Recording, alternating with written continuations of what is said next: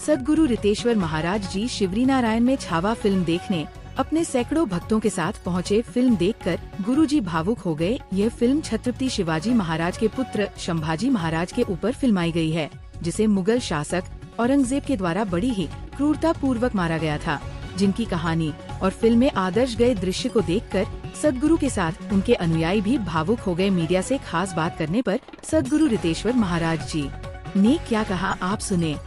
देखिए, मैं प्रारंभ से ही कहता हूँ कि फिल्म समाज का दर्पण होता है। जो भी फिल्म बनाए जाते हैं, नाटक बनाए जाते हैं, वो सब समाज में जो घटनाएं घट रही होती हैं या जो इतिहास में हुआ रहता है या जो आगे होने वाला होता है, उसकी कल्पना करके ये सिनेमा बनाए जाते हैं। इसके पहले भी हमने दंगल मूवी देखी थी, जैसे कोई स्पोर्ट्स के ऊपर हो, करेज हो, जहाँ पर चंदू चैंपियन भी आया था, वो भी हमने देखी थी। और ये मूवी भारतीय इतिहास में जिन सूरवीरों को भुला दिया गया, उनके विषय में बहुत कुछ लिखा नहीं गया, तो कहीं कहीं से जहाँ जहाँ से कुछ लेखनी उपलब्ध है, उसको लेकर एक सिनेमैटिक अंदाज में सत्य को परोसने की कोशिश की गई है। और ऐसी स्थितियाँ तो थी ही। अभी कुछ ही वर्ष पहले कश्मीर में ही ऐसी स्थिति थी, तो ऐसी नहीं थी ये कहना तो उचित नहीं होगा। अब इसमें दो प्रकार के लोग हैं। एक कहते हैं कि ये काल्पनिक है और फिल्म बनाते समय ही कह दिया गया है कि काल्पनिक है। तो मैं फिल्म के ऑथेंटिसिटी पर कोई मुहर लगाने नहीं गया था। एक अच्छी फिल्म आई, छत्रपति शिवाजी महाराज के पुत्र संभाजी महाराज के ऊपर में, औरंगजेब के साथ, और उस समय तत्कालीन महाराष्ट्र में, मराठा में क्या स्थिति थी भारतवर्ष की, उसको हम देखने गए थे। हमने देखा और बहुत सी क्रूरतम चीज़ें देखने को मिली। वो तो 30 वर्ष पहले आपको कश्मीर में भी मिली थी, बहुत जगह मिलती हैं। और इससे ये नहीं कहा जा सकता कि बहुत सारी चीज़ें कल्पनाशीलता में रही होंगी। ऐसा हुआ था जब हम गुलाम थे, जब बाहर से आक्रांता आते थे, तो ऐसी घटनाएं हमारे साथ हुई हैं, पर हमारे बच्चों से छुपा कर रखा गया है। कम से कम इतिहास अगर हम जानेंगे, ये हिंदू मुसलमान की बात नहीं है। हम तो वर्तमान में भारत में हम सभी भारतीय हैं।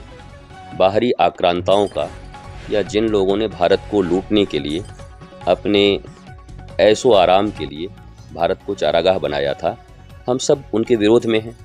तो यहाँ कोई संप्रदाय की बात नहीं है। और मुझे देखकर बहुत अच्छा लगा। संभाजी महाराज को देखना बिल्कुल ही ऐसा लगता था कि जीवंत संभाजी महाराज सामने हैं। और ऐसी स्थिति उस समय भारतवर्ष में रही। बच्चों ने भी बहुत सीखा इससे।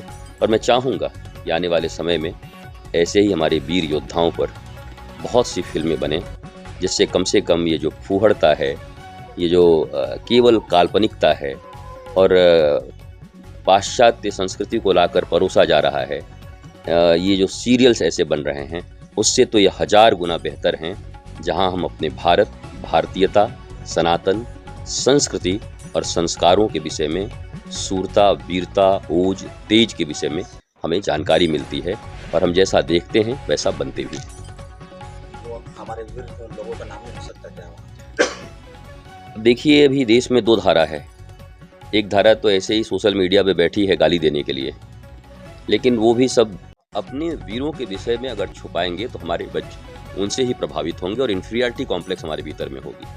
हम हारे हुए लोग हैं, हम सताए हुए लोग हैं। लेकिन छावा फिल्म देखकर, मूवी देख करके, छत्रपति शिवाजी महाराज के पुत्र का शौर्य देख करके भारतीय बच्चों के भीतर में जो शौर्य की उत्पत्ति हो रही है, एक एक मनुष्य के, हम नहीं कहते कि आप उतर जाइए सड़कों पर कुछ कीजिए, लेकिन अपनी वीरता और शूरता, हम किस देश के और हमारे पूर्वज कौन हैं, ये हम जानेंगे तो कम से कम आताताइयों से, भ्रष्टाचारियों से और हमारे देश, हमारी संस्कृति का नुकसान करने वालों से हम सदा निपटने के लिए तैयार रहेंगे।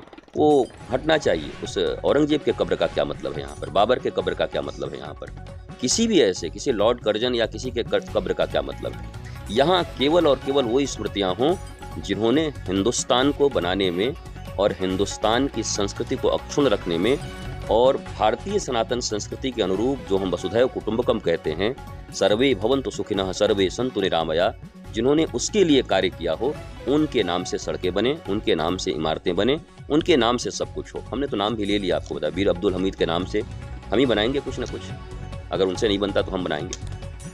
आप जितने भी देखें कई जगहों पर, ये सब भारत ही तो था, विराट भारत था, अखंड भारत था, और उसका पूरा इतिहास है, महाभारत पढ़िए आप। और धीरे धीरे धीरे धीरे भारत से जो चीज़ कटता गया वो अशांत होता गया। आप देखेंगे आज भी आप पाकिस्तानी लोगों से भी पूछेंगे कि भारत में ज़्यादा शांति है या पाकिस्तान में ज़्यादा शांति है, भारत में ज़्यादा इजी लाइफ है या पाकिस्तान में ज़्यादा इजी लाइफ है, तो पाकिस्तानी भी आपको बोलेंगे कि भारत में ज़्यादा इजी लाइफ है, यहाँ मिलजुल के लोग रहते हैं आज भी। तो जो जो भारत से अलग हुआ, अर्थात जो संस्कृति से अलग हुआ, अपनी मूल संस्कृति से, वो धीरे धीरे धीरे धीरे कट्टरता की ओर चले गए।